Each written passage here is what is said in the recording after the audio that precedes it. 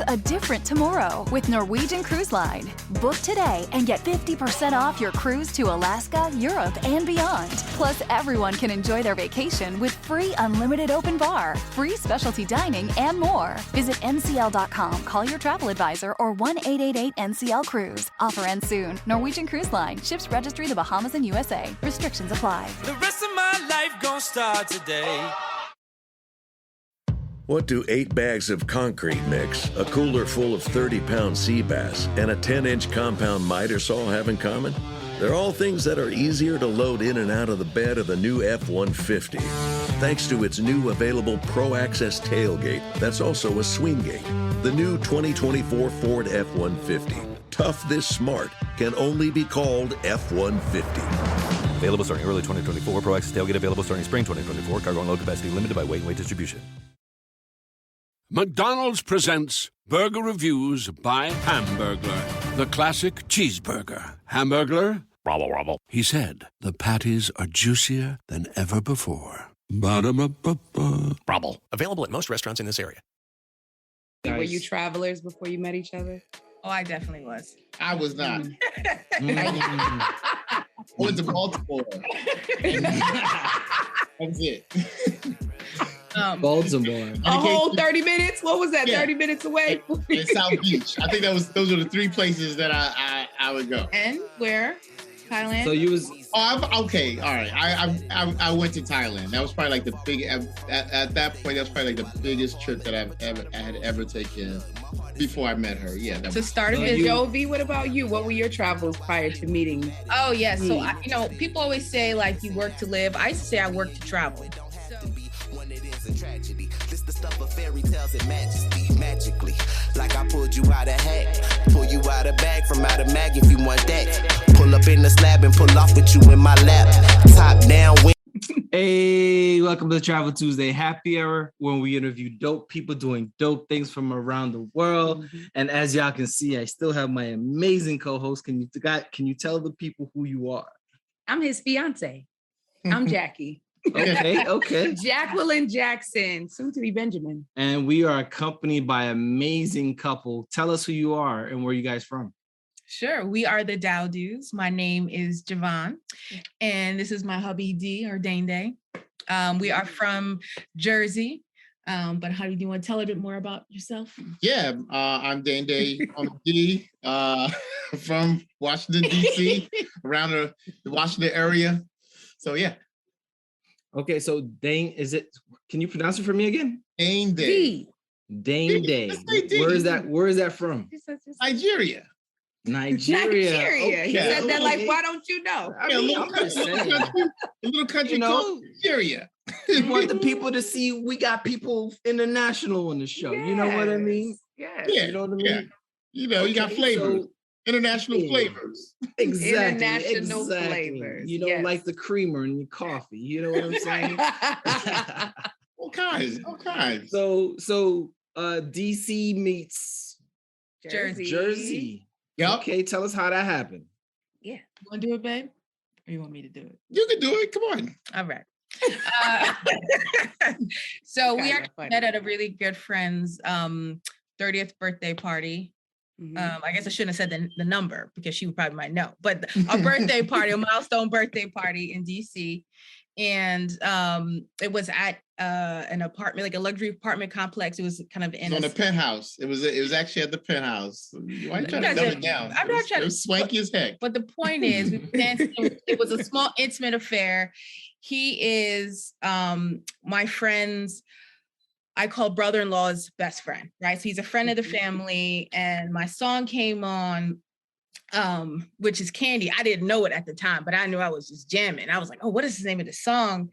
And I was talking to his friend. I was like, what's the name of it? And of course, D, he's a music lover, and he knew, and then we Candy by Cameo. We just started vibing, and then the rest is history, right? From that point. Yep.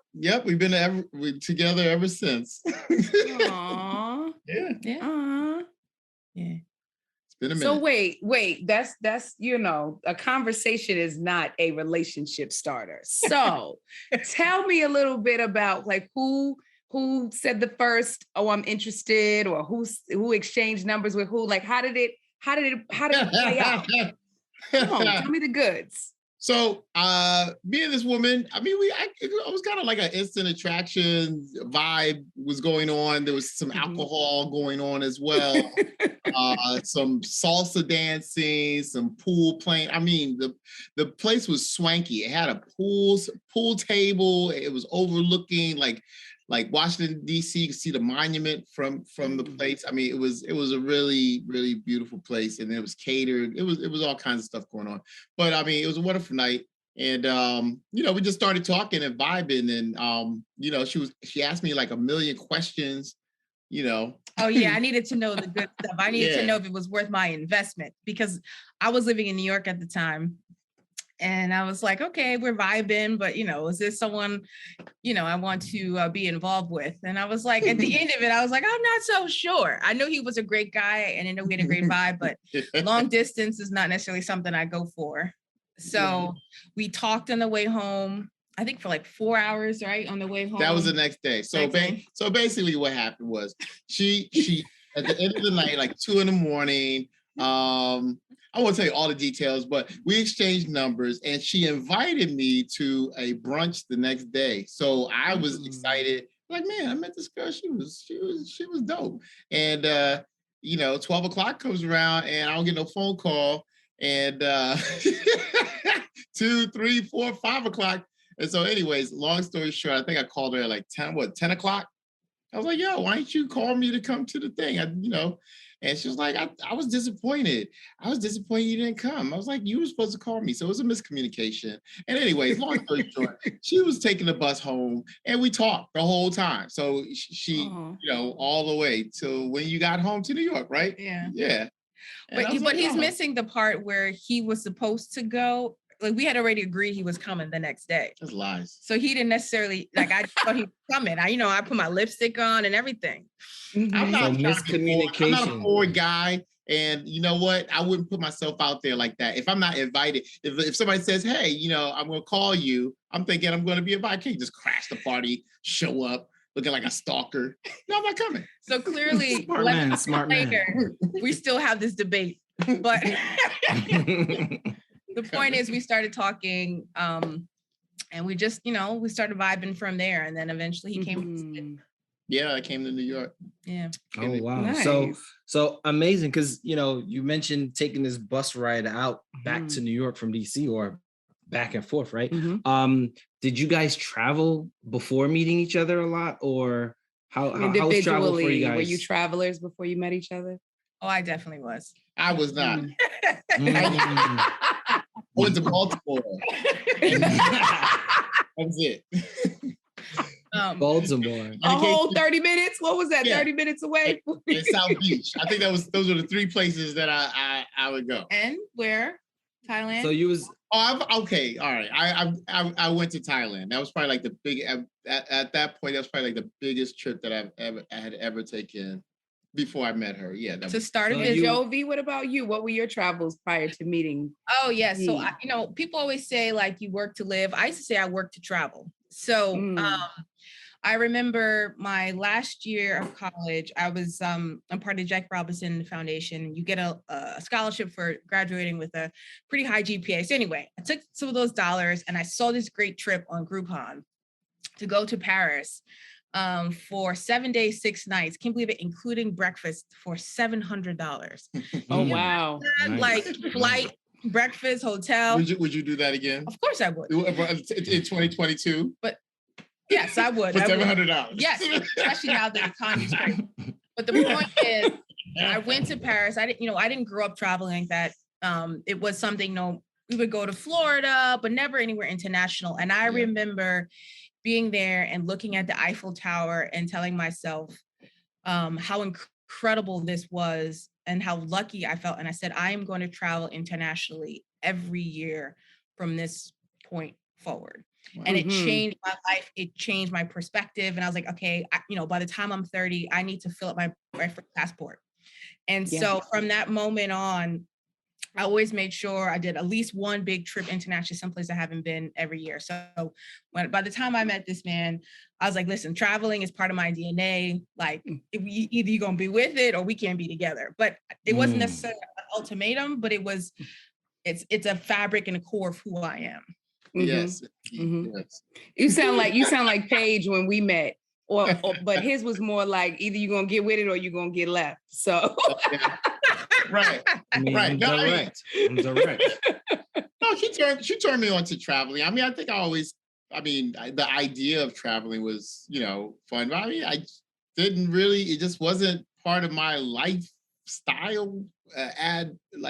What is it? What's this word when people I can't think of the word right now. It's all. Don't worry. You'll figure it out as we go. Yeah. But I mean, it just wasn't a thing that I wouldn't say aspired to do. It just was not really a thought. So as a kid, your parents traveling, it was always practical business. So as a kid, your parents didn't threaten to send you to Nigeria with your grandmother or something like that? Yes, they did many times, but I figured out about the age of 13 that my mom was lying and she could never survive. It was lies. She couldn't go back. But it was a creditable threat up until 13. It was Jesus out of me. Oh yes, absolutely. Absolutely. I did not want to go back there. My cousins went back. It wouldn't see them for 5 years. They come back with accents and just sounding weird. Yeah, no, I was not trying to. So have you been though? Have you been to Nigeria? Yeah, I went to Nigeria once when I was like 8 years old. That was like the first and the last time. Then I was actually supposed to go with my sister. 2019? I think we were supposed to go for a wedding, but we didn't. We wound up not going to my cousin's wedding. But my sister went. Do you remember that experience? Yeah, very well. I have a very good. So what about that experience that threat was so credible till you were 13? Oh, it's wild. So where my people live, they live in Lagos, and I just remember iguanas. My grandmother lives on the outskirts of Lagos, so they were like iguanas. I was like terrified of iguanas. They looked very scary, but the kids were playing with them in the in the neighborhood. I think I got a worm. I think I caught a worm. And that was wild. Yeah. They pulled it out. It was crazy. Yeah. Oh my God. Oh wow. Okay. You was drinking.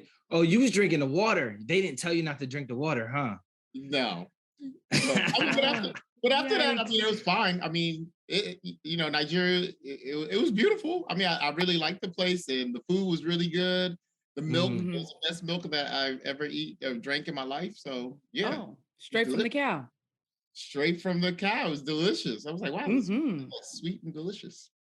I don't know if it was like milk that they had. It was good. Now, do you guys remember the first trip that y'all went on together? Yeah. Yeah, we went to Prague. No, well, I mean, London. I came to see you in London, right? But Prague was the first place you went. Prague was the first place that we got on a plane together and went somewhere. Yeah, so I'll give you the backstory. So we had been dating probably for 8 months, and then I knew for me, like when we started, I was like, I want to work internationally, and this great opportunity presented itself to do like a 1 year sort of exchange. And so I went there, and actually Jackie came and visited. We went to Paris, and every time someone would visit, they only want to go to Paris. I was like, okay, I love London, let's see it, and they want to go to Paris. And I knew that this was like right before Valentine's. It's for Valentine's Day, and I had been there probably about almost six months. And I was like, I got to go somewhere different, because when I was in London, I said I have to be very intentional while I'm here and while I'm earning pounds, right, to go to Eurozone so my money can stretch further and I can see more of the world. And so I went to Prague, and I was like, okay, babe, I heard Prague is amazing. It's beautiful. And I'll tell you, and you can tell about the trip, but that's when I realized this man is special, because when we arrived in Prague in the plane, and it says it's a negative 17 degrees, and we had no idea it was gonna be that cold. No. And he smiled and didn't put up a fuss the entire time. He just went with it. And I said, any man who could like ride with me in like negative 17 degrees is a man that like I should really consider for a longer term. Yeah. Oh wow. So that's what it was? Yeah. My ability to it's your survival tactics. Yeah, no, that was great. Yeah, no, that was It was a great trip, but it was cold. I think that was probably the coldest place I've ever been in my life, other than Montreal, Canada, and both of them in like the month of February that I went. So, I mean, it was extremely cold. I mean, we were like right by the Charles River, I think. What did you love about it? Because we always. What did I love about it? Yeah. Oh, I mean, it was amazing. I mean, you were in Europe. It was very European. It was very foreign. There was no like McDonald's or I mean, it was very European. And Prague Castle was dope. Like the history of Prague Castle. Charles River is very beautiful.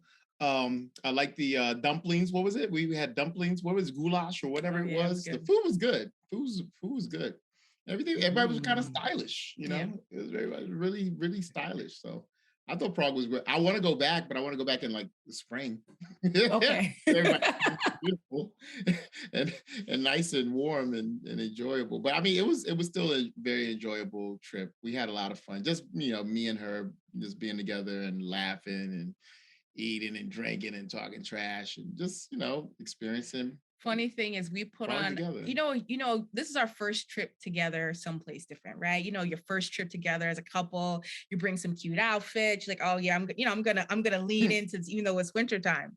But because it was so cold, we had to put on every layer. So literally like every outfit that we wanted to separate, it was like, no, just put it on and layer. And then I remember it was cold. We had reservations to go to this restaurant.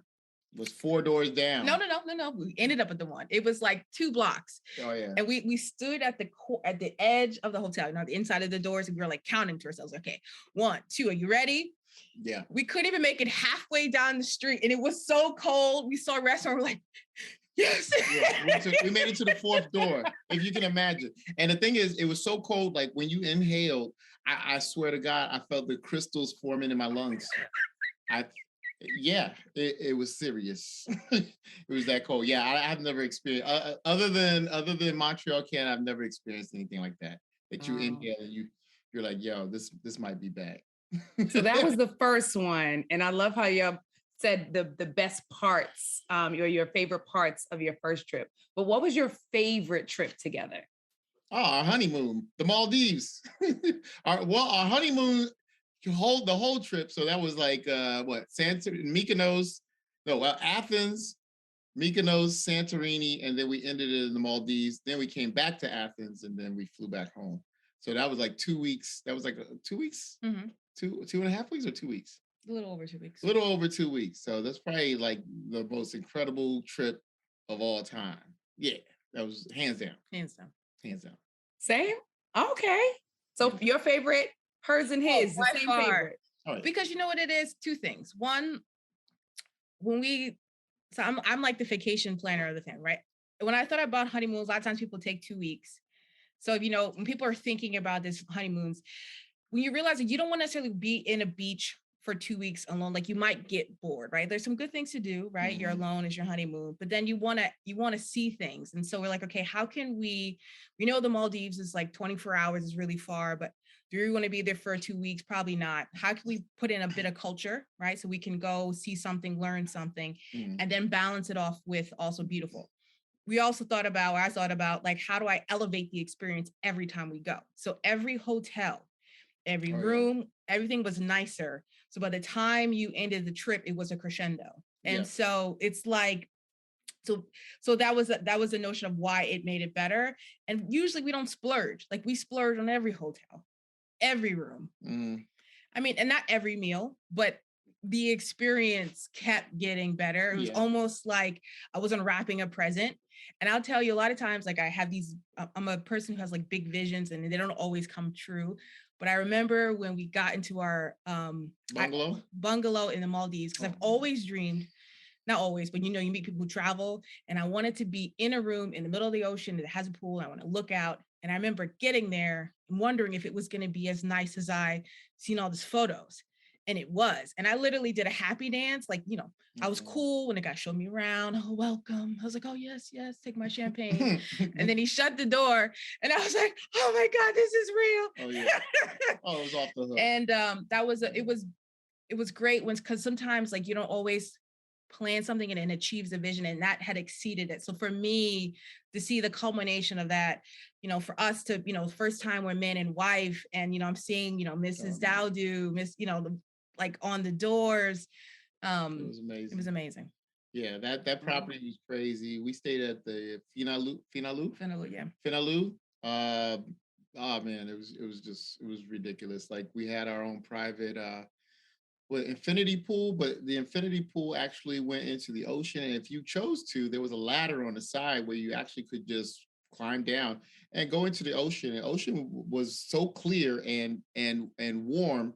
I mean, it came up to like maybe waist high, but you could see everything in there. So you see like fish and stuff like that. And the infinity pool was the same temperature, which I think was probably like about 77 degrees as the temperature outside. So you could jump into the pool and there was no shock. You know how you usually jump in the pool, like you got ease in? No, you jump in, jump out. No, nothing. I've never experienced that before. It was perfect. I encourage anyone who hasn't been to go. I will tell you one thing I remember is in the hotel, they take you, there's like a private beach, Deinde, they like transport you over to have a meal. Oh yeah. And I remember crying and lunch, right? Yeah, so I'm in this remote place. There's like, there's probably 50 people that are probably staying at this resort at the time. And they had just got paid. That was like blasting in the background, right? While I'm eating like lobster. And I remember I FaceTime my parents. Ain't nothing going on but the rent. Oh, ain't nothing going on the rent. Yes. They played that. They played that song. And I was like, wait, how am I all the way across the world? 24 They're playing this music that reminds me of my family. And I remember I teared up, I cried, and I called my parents and I said, to be a Black woman, to be a Black couple, being this, like to be in this kind of luxury and to feel how far we've gotten. I said, and for me, like I made that commitment to myself. I said, we are going to bring my parents back. Like we are going to celebrate our anniversaries together here. So their anniversaries is 2 days before ours, and they're going on their 46th year. But I said, like, I want to make sure that before my parents leave this earth, that they have experienced that kind of place that felt other. Yeah, that was kind of surreal. Yeah. Like when that was the best lunch I've ever had in my life. So they basically, we're talking about clear blue waters that are just unreal. You feel like you're in a postcard. They basically, they picked us up on this really long dock. So you just walk all the way down this dock. I think they had like an umbrella. They take you there, escort you there. They put you on like this really like slim boat. And they take you over to this private island where they had like lobster and all kinds of crazy stuff for us. And they had it in these like traditional like bowls or whatever. It was just beautiful. With Black music in the background. Yeah. See, dope. That's the thing that was dope. Yeah, it was dope. It was dope. Yeah. Oh wow. And then everything about it. Like I think they had One Oak. I think One Oak was the club from LA. They had that there. I think the day before Paris Hilton was DJing there. I mean, the property is just amazing. They take you on like little like tuk-tuks, like they just ride you around, to your bungalows. So somebody just picks you up on one of those little paddle like a bike / whatever it is. This is cool, and food was amazing. So you guys built up this crescendo of a honeymoon. Do you guys still have like a bucket list of places to go? Because it sounds like you set the bar high. Yeah. The other thing we were thinking, our other alternative to that was the Seychelles. So I definitely want to go to Seychelles. I was thinking about maybe doing a Seychelles, Vietnam, Philippines type situation because they're kind of all around that area. Yeah. So we're also going to go back to Thailand. So we've been to Thailand separately. Yeah. And so one thing Dee didn't mention, I don't know if I think I've mentioned this before when we first met, but I remember that first conversation because, as a woman, you're always, for me, my mind's always listening and asking questions and just like, okay, is this going to work, not work? And when he told me that he had moved to Thailand because he wanted to start a fashion company and wanted to, to build distribution, I was like, okay, wow, this is a man that had a vision, is willing to go. But also, even though he doesn't travel on a day-to-day perspective, the fact that you spent a month in Thailand, didn't speak the language, like you just went there and made it happen. I said, okay, that's the kind of guy who can travel. I'm crazy. And separately, I had gone to Thailand years, separately. So we want to go back together. So our vision is when we go back to the Maldives, we're going to go through Thailand so we can have that experience together and then go. we also talked about going to Ghana. Yes. Ghana is one place you want to do together. Yeah, Southeast Asia. And then my new adventure, because I've been to like different countries. Like I like seeing the countries through his eyes, but I always like to try to add something new to it to bring some newness. But I want to start being able to spend like 3 weeks or like 2 weeks and where I'm actually with the people, right? So like the first time you go, you travel and you visit the sites. But now I want to go to Italy and rent a house like in the country, and I want to learn how to make pasta. Like I want to like be in the local community, go to the like be one with the culture. So I think that would be nice, as even if you're revisiting new places, you're having a completely different experience. Whatever job you need to do out there, grab the right tool to get it done. The new F-150 with an available hybrid engine and up to 7.2 kilowatts of Pro Power on board to power things on the go. It's not a tool you'll hang in a tool shed, but you can certainly use it to build one.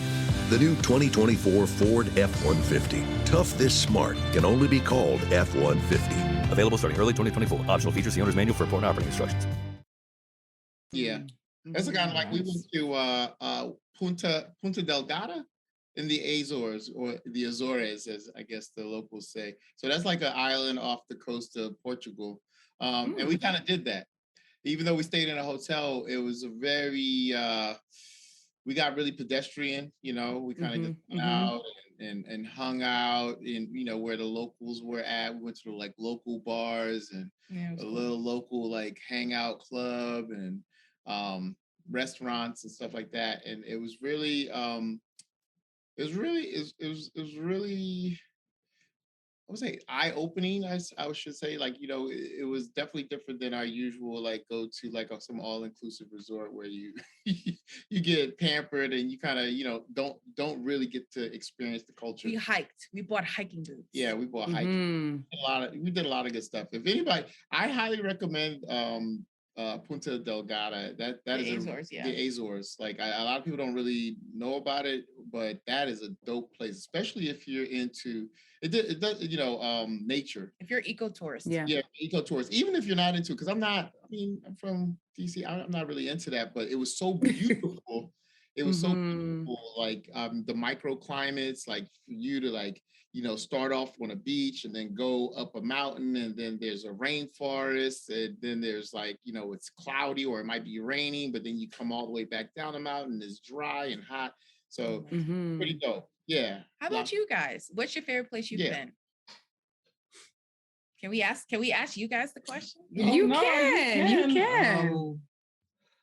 Favorite place. I will say my most memorable is and I think it's my top one country to visit is Haiti.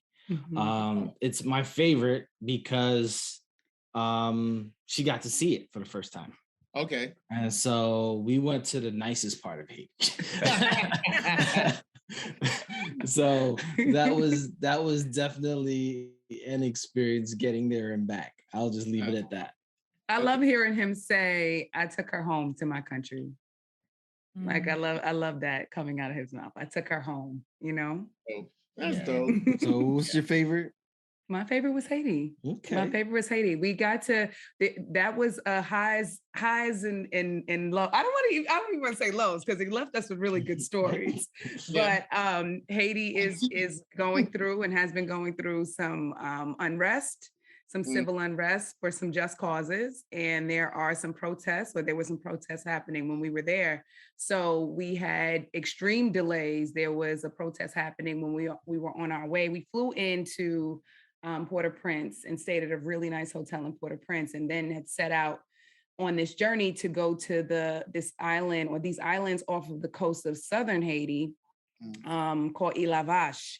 And that was just gorgeous. It was similar to what you were describing, just like really, really remote, intimate island.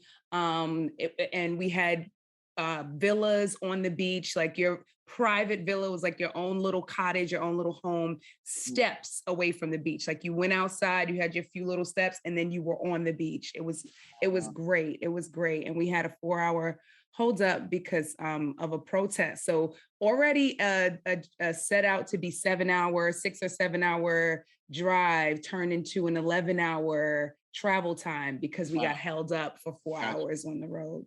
Yeah. So, and similar to you, Jovi, that trip taught me a lot about Paige and his temperament. And he is really calm under pressure and really looks out to make sure I'm safe. And I don't need to know everything. He just tells me what I need to know enough to keep me calm because he knows I'm easily excitable.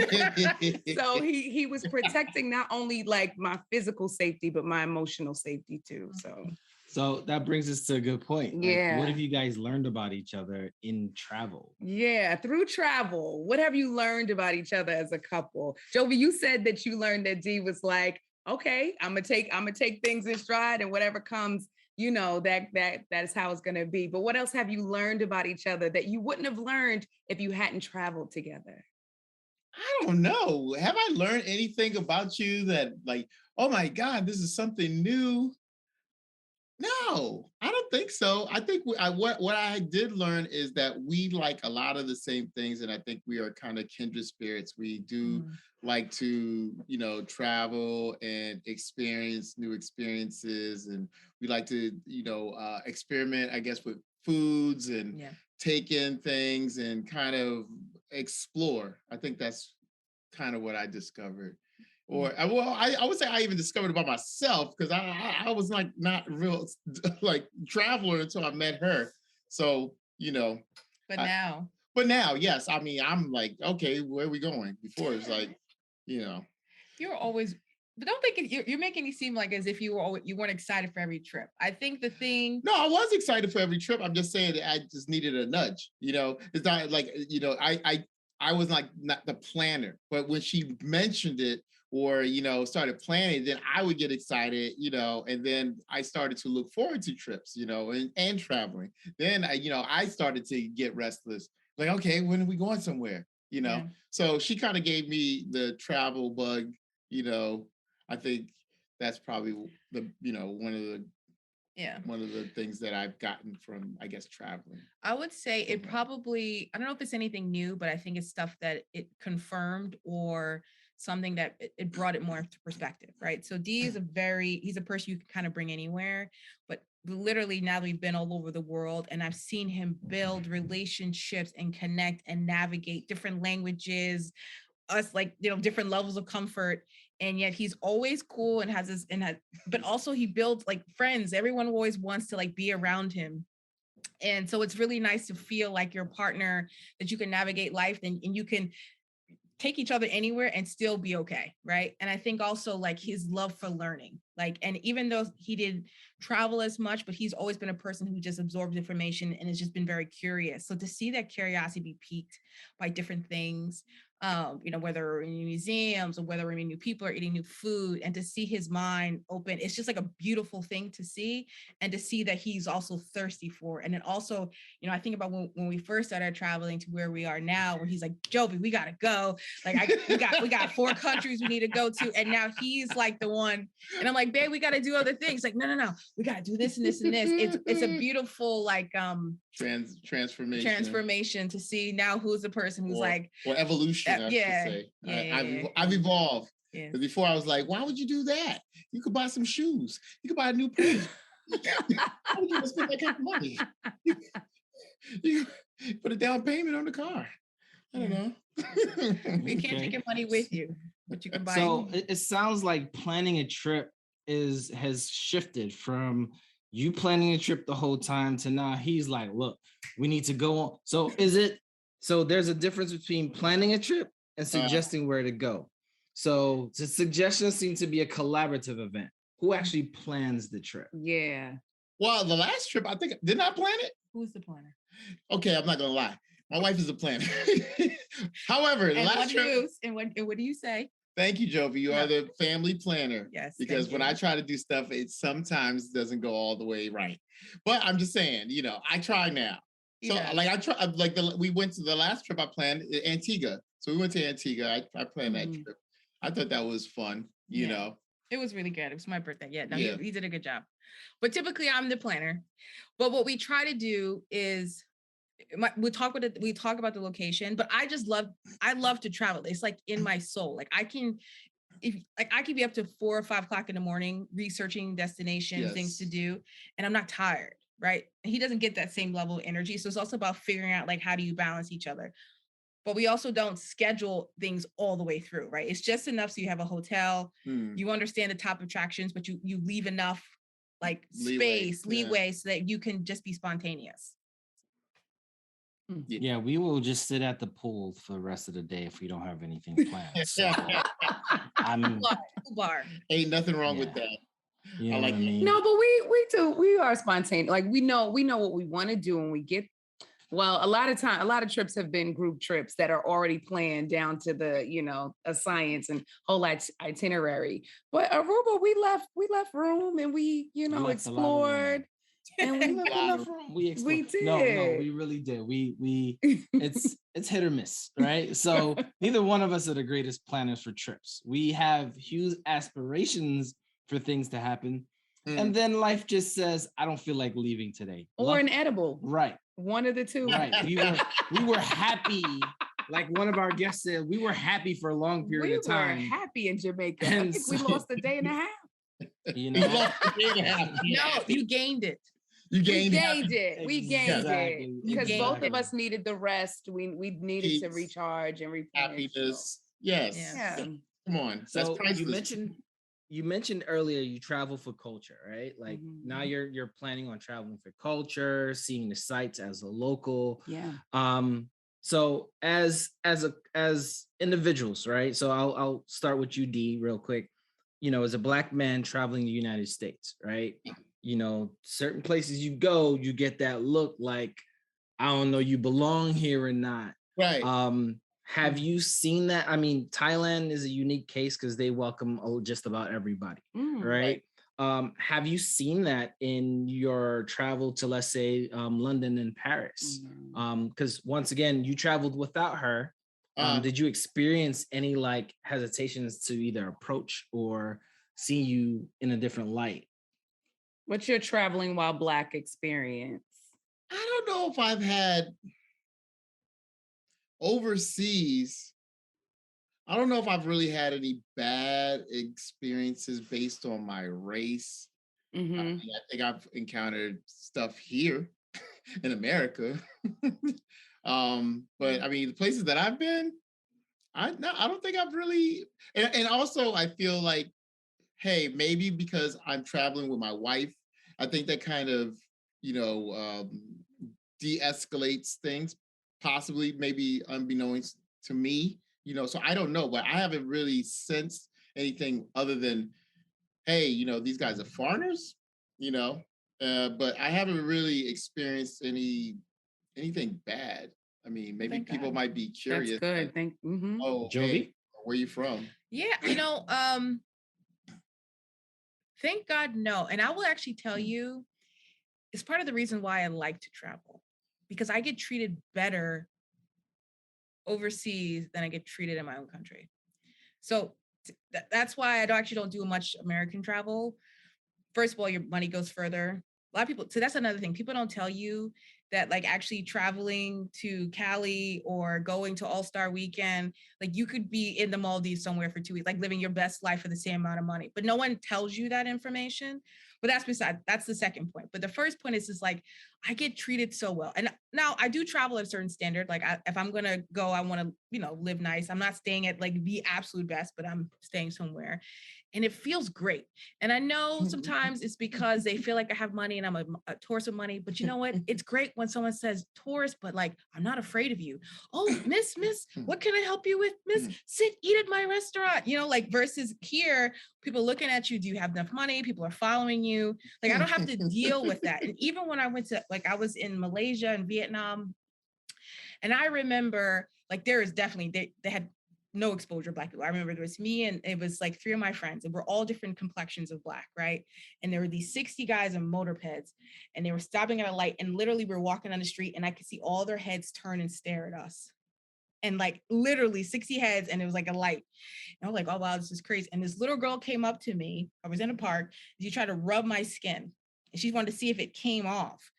But it was interesting because it was more about curiosity than it was about you are someone I should be afraid of. And for me, I'm okay with that, right? Because that's just talks about exposure.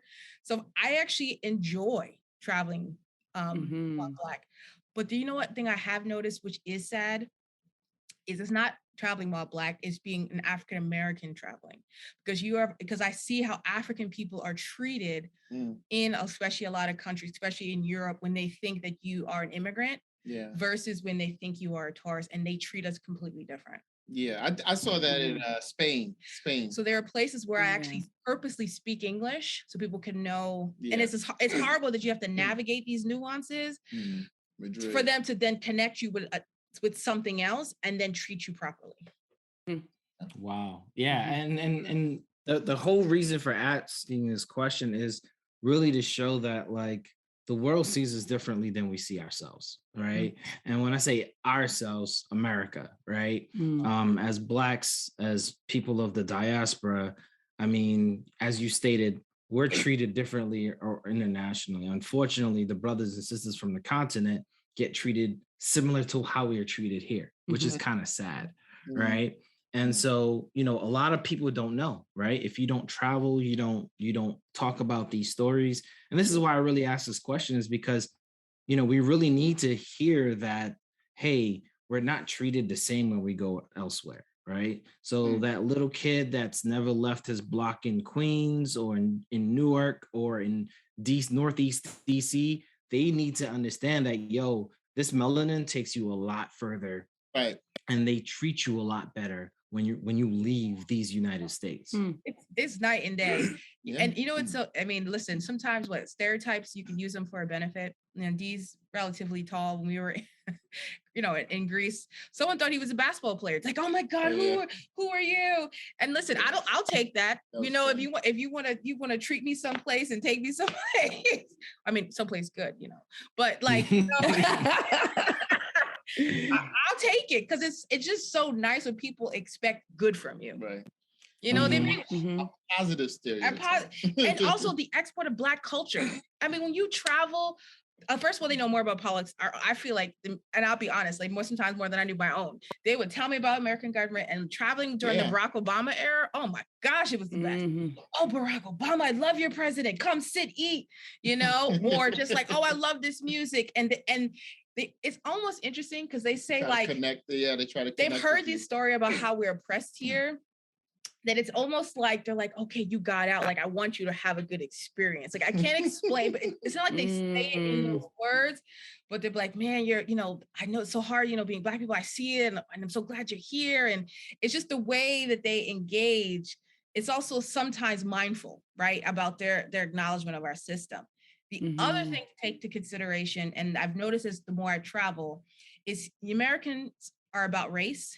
Most parts of the world, it's about class. And again, now class and race, unfortunately, in a lot of countries, they still go hand in hand. But that's why people are able to switch, because they feel like you have money, you're at a higher class, you have money, you have status, you can do things.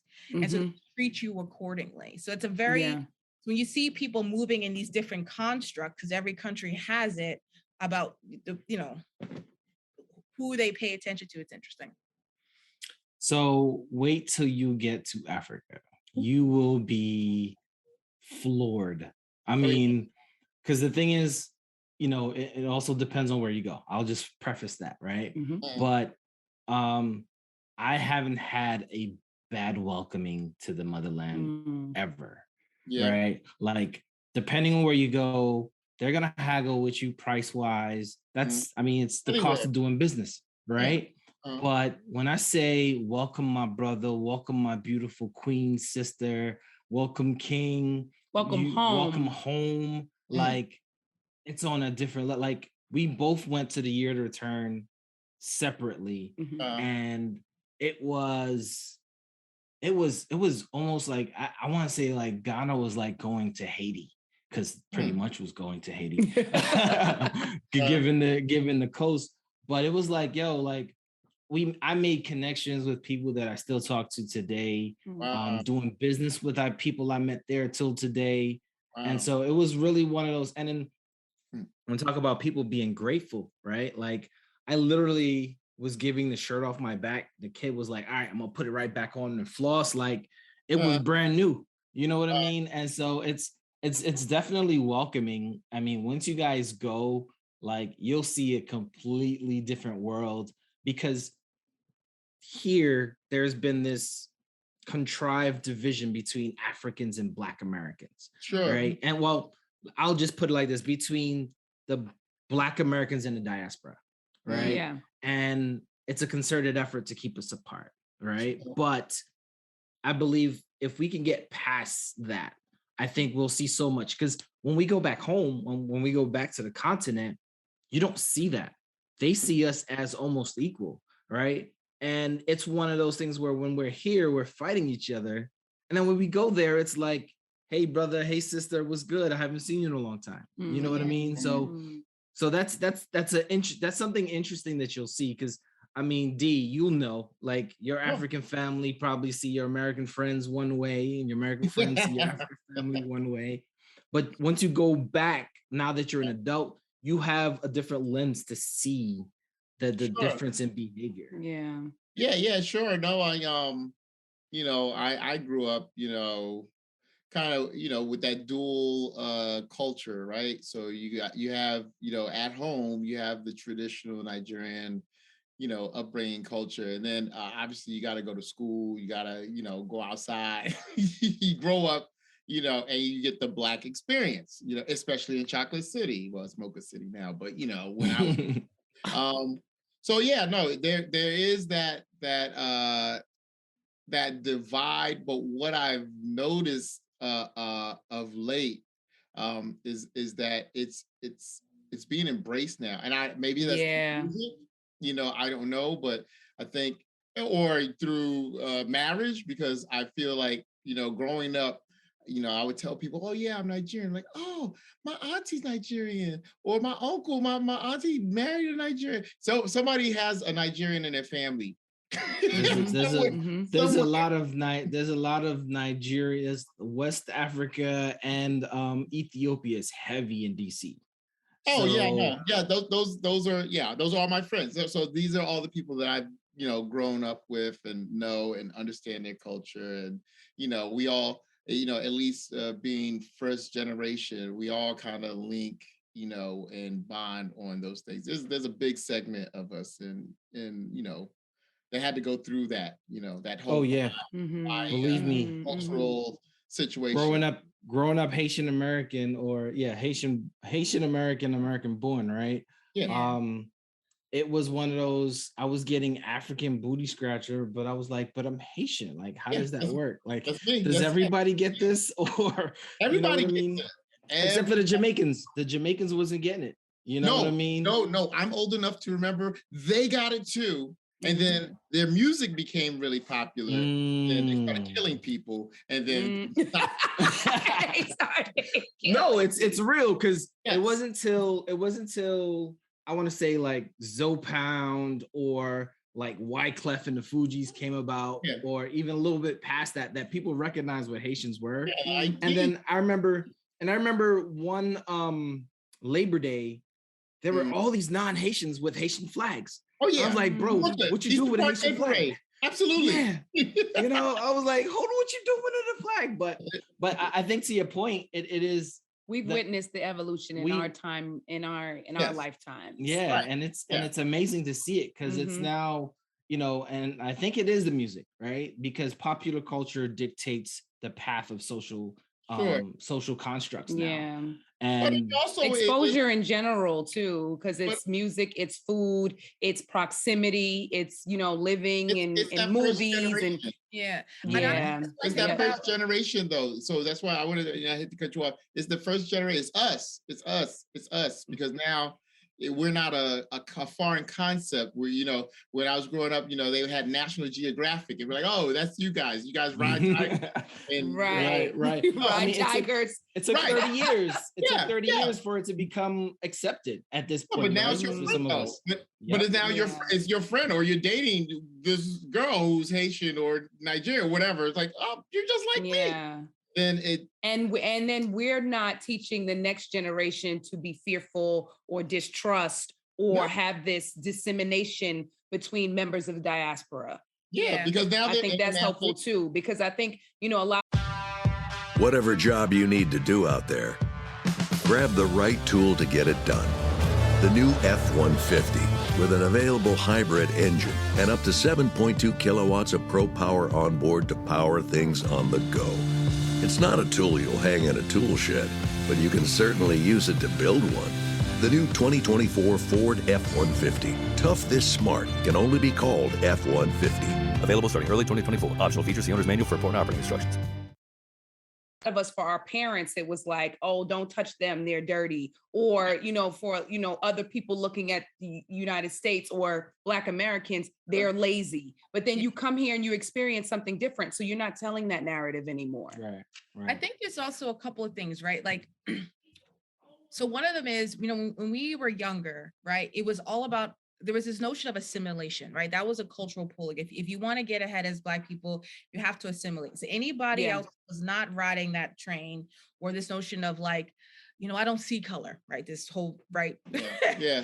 Which then is like, it's true. But what I'm saying is, so if you're not riding this very like narrow perception of like what you should be, right? Anytime you're other, if you have an accent, it really ostracizes you, right? But if you think about the last 5, I want to say full 10, but maybe like 7, 8 years, right? Where it's been more about appreciating difference and seeing who you are. It's become, I don't say word cooler, but it has been to be unique and to be different and to share where you're from and to have a backstory. Like it's so interesting when I meet friends and people are like, oh, where are you from? And I'm like, I'm Black. I'm from here. It's like, well, no, but tell me about your ancestors. I'm like, I don't have like this huge story that some people have. And I feel that's not an expectation, which is open up the world and allow people to kind of fly their colors. And to your point about music, like Afrobeat now, right? Like we had it at our wedding and now it's so funny, like we hear it everywhere and everyone wants to do a feature. And so it's beautiful now to see not just an appreciation, because there was always up in the North, in the North, like there was always Jamaican music, like there was always this whole Caribbean feel. Right. Not necessarily an African feel, but now that there's like an African feel to things, I feel like people are really open and wanting to learn more. But I wanted to bring back to your comment about going back to the concert, right? So I've been to like Northern Africa and like, I want to go to Ghana. I've heard so many amazing things. I want to go to South Africa. I obviously have to go to Nigeria. This is where my husband's from, my family's from. My own family says, don't come. And if you do, don't tell nobody. Like literally, my uncle just told me that yesterday. That's Haiti right now. He's like, if you go, I'll hook you up, but you don't tell nobody. You just go see who you need to go see, and then you get out. Yeah. Because they're kidnapping people right now. That's the new thing. But I remember some friends telling me, some other Black friends, that they didn't have the best experience. So that's been, I tell you, that's one reason why I haven't been like fully gung-ho. They said like how they were expecting a welcome and they didn't get that. They felt like other. And they wanted to be like, hey, my sister and my brother, like I'm home. Not like I'm home, but like I'm here and I just want to be. And they're like, no, you're not. So it's interesting. I'm glad you guys have had experience, and that's experience I hope to have, especially, as we go and really kind of tour the continent, not tour, but like experience it. I think the Ghana being your first West African experience, you'll get that exact thing. I've never been to Nigeria. I do have Nigerian friends that say the same thing you'd say, D, is maybe not. Maybe not so much. Maybe not right now. Maybe just stay in Lagos, but then it feels like any other national major city. So yeah, I get that. But you're right, Jovi. It depends on where you go. And I think Ghana as your first one will be a good one. But I want to say that as well, but keep your expectations low. Open. No, open. Yeah. Open, right? Don't expect. It's going to be weird to say this, but don't expect anything from anybody, right?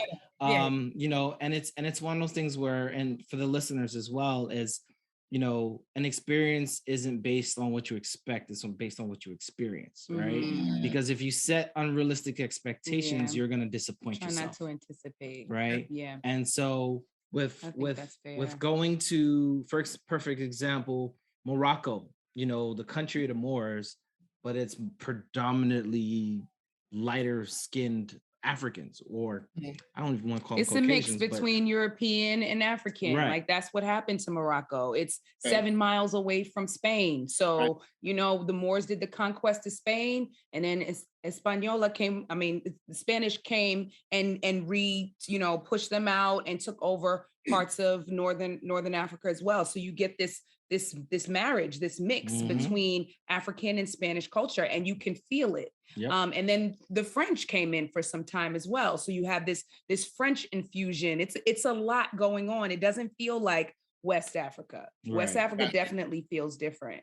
But like Paige said, your experience everywhere. When I went to Morocco, I stayed at a Black-owned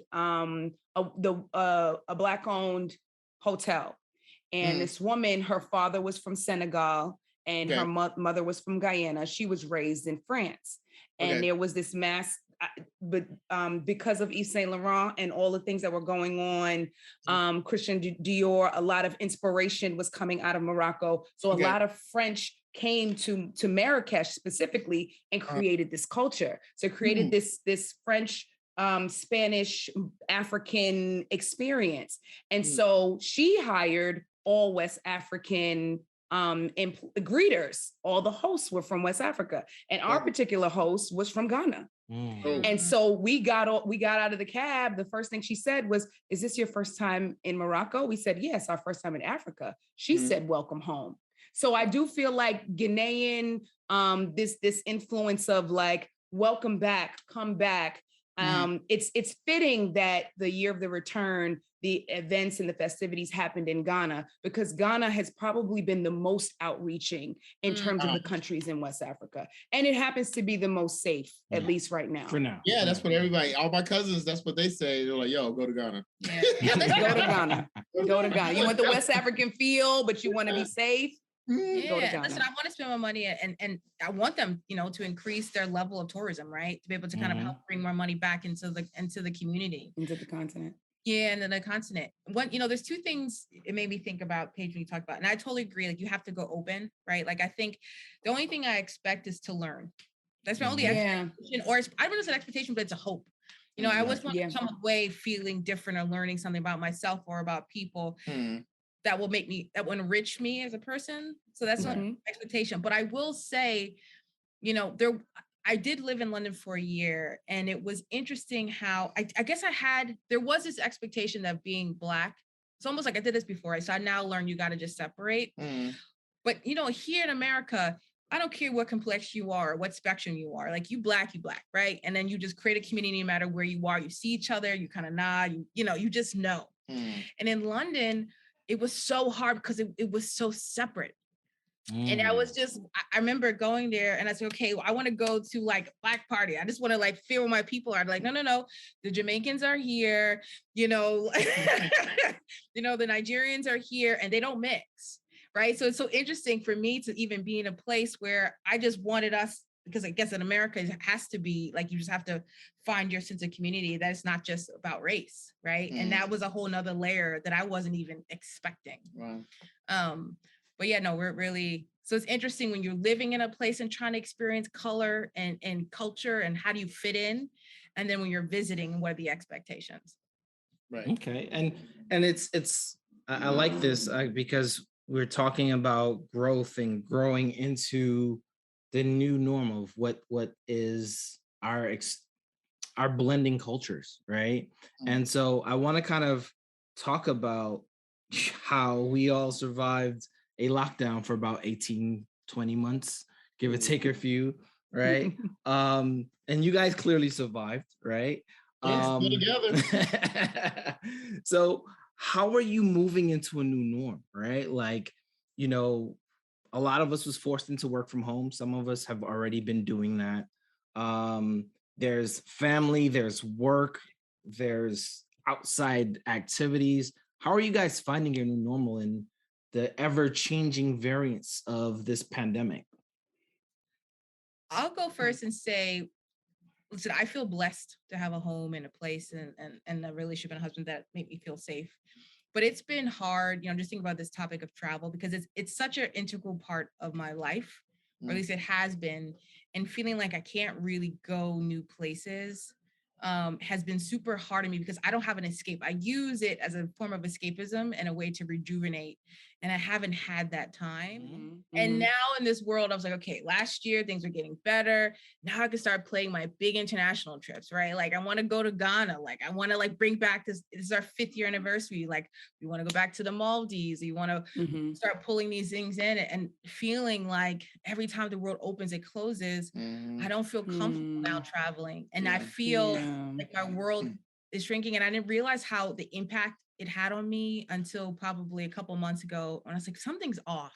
You know, obviously you miss your family, you can't see your friends, but I was like, there's something I'm not getting that I normally get in my life. And I realized it's the lack of travel and the newness of locations that take me to a place that transports me someplace else. Right. That energy. Yeah. You like right.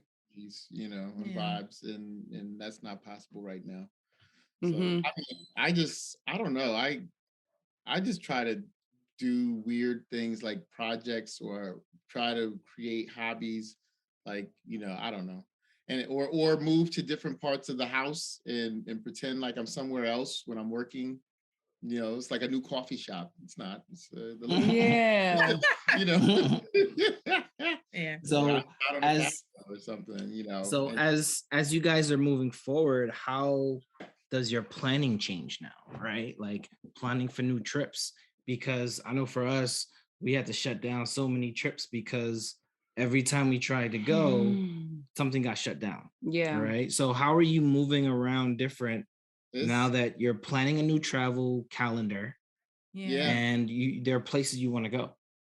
It's trying to plan it by ear. It's pretty, I mean, you have to play it by ear because it's just really tough to actually plan things because you just don't know if it's going to be shut down or if there's a new variant or, you know, the infections increase. It's kind of hard. So you kind of have more abstract planning, like, you know, around this time, let's see. And then, you know, hopefully you can buy a ticket, you know, if it seems okay, sort of safe. I think, you know, windows. Always buy travel insurance. Yeah. You know, I think that's something I never used to buy it ever, but like I've now. It's Jackie H.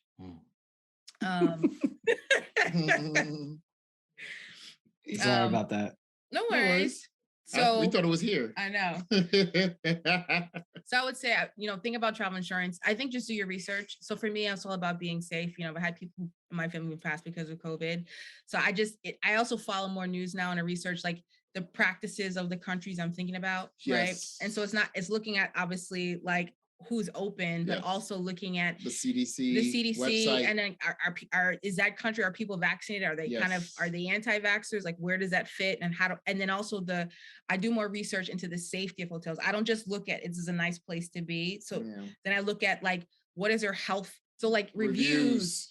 I look at, say, people, do they feel safe? Do they feel like they're following good health protocols? And then I think, you know, part of it's going to be, you know, as we're adjusting to this new normal is, you know, part of it's like finding new joy in local locations, right? I'm like, okay, we've always focused internationally. How do we focus more locally, potentially, you know, to get that same feeling? What's the feeling we want? And then what are the places I can do it? And then I think just, you know, we're going to have to move eventually. And it's like, okay, what are those new local places that you can, local-ish, right? I'm still traveling, but that might be fun and different. So, but what do you have for us? Because you guys been everywhere. Yeah, y'all been everywhere. You are the ultimate organizers. We pay people to organize our trips. So I mean, we do a little. We did some.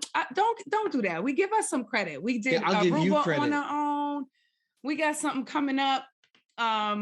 Listen, we got something coming up. I'm paying somebody to plan my trips for me because the reason I said that, even if it's solo, like couples trips, right? Just the two of us, their job is to stay on top of the CDC warnings, the country warnings. This is true. And at the end of the day, it allows us the flexibility to do whatever, pay whenever, however we want, over a period of time. I'm a little spoiled. Most of my trips that I've gone on are planned for me, right? Trips that I plan myself don't really go that well, right? So it's one of those situations where if you could get if you can allot yourself that freedom of having a professional do it for you, or hop on a trip, a group trip that's already planned, itinerary, accommodations, all that stuff. Yeah. And so, you know, it allows you to like be less stressed because, you know, our trip planner keeps us up to date with all the CDC guidelines, the entry guidelines for the particular country in mind. And she created curated an entire itinerary for us based on what we wanted. You know what I mean? And so it's one of those where, you know, anywhere we go, she'll be like, all right, these are the things that are available. Which one of these things do you want to go to?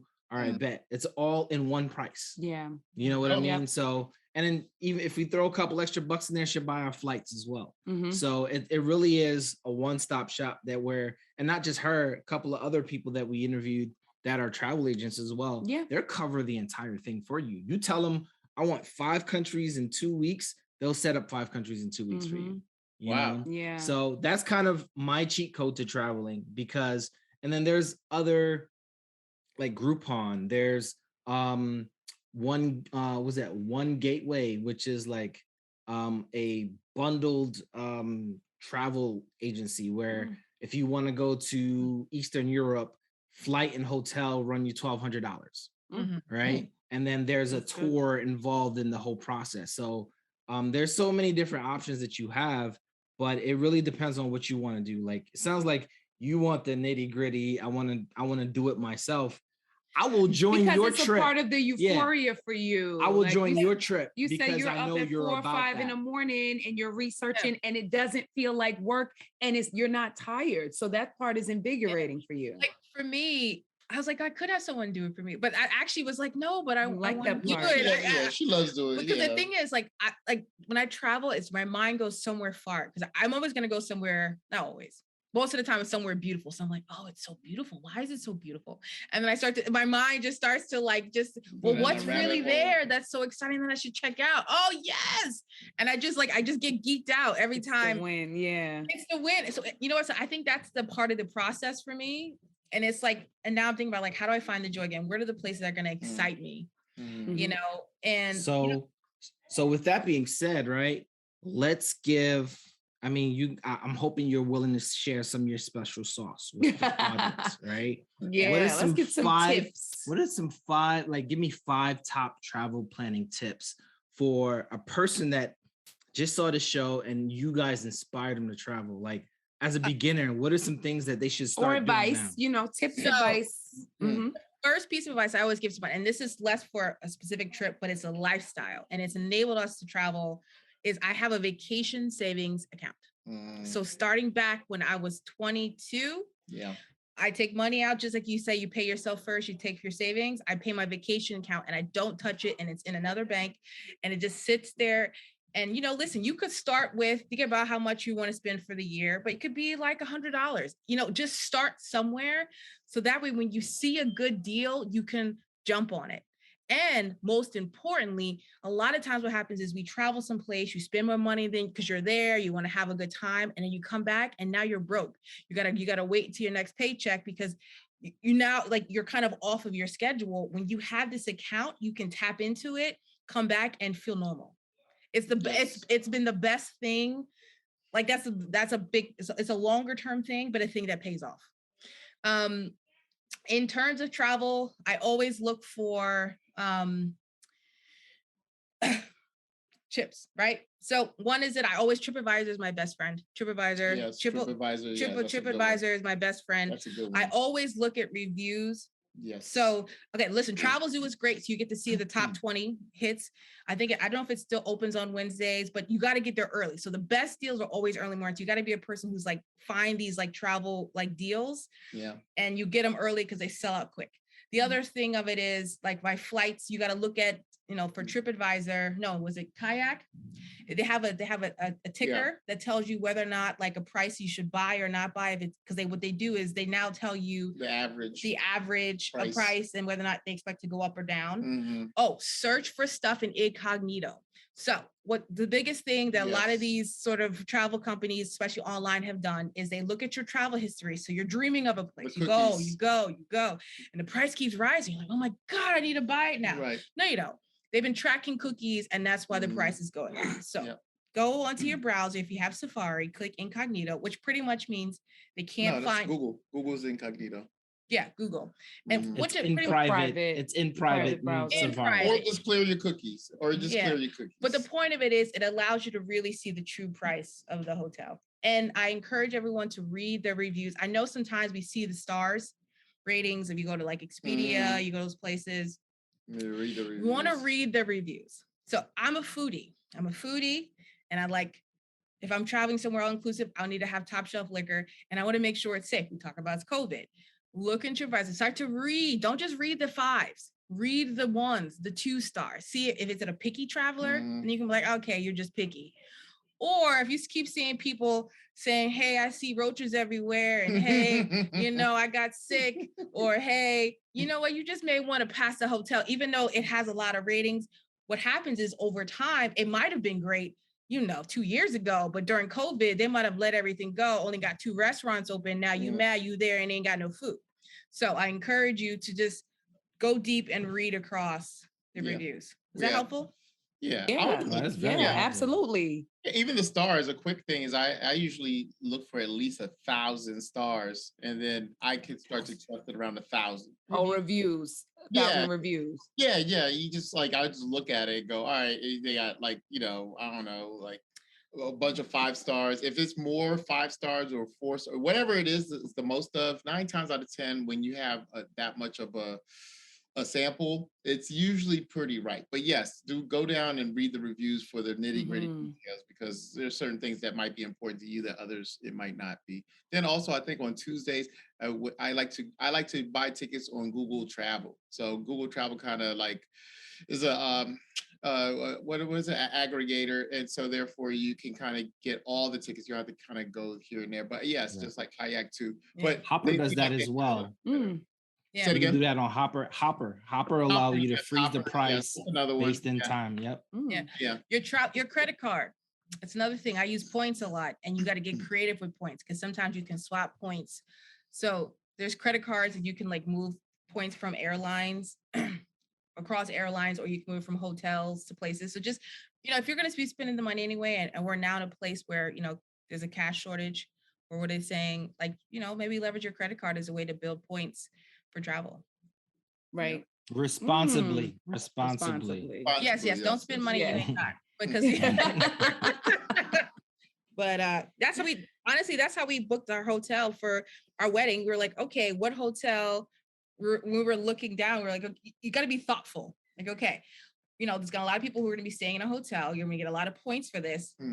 Okay.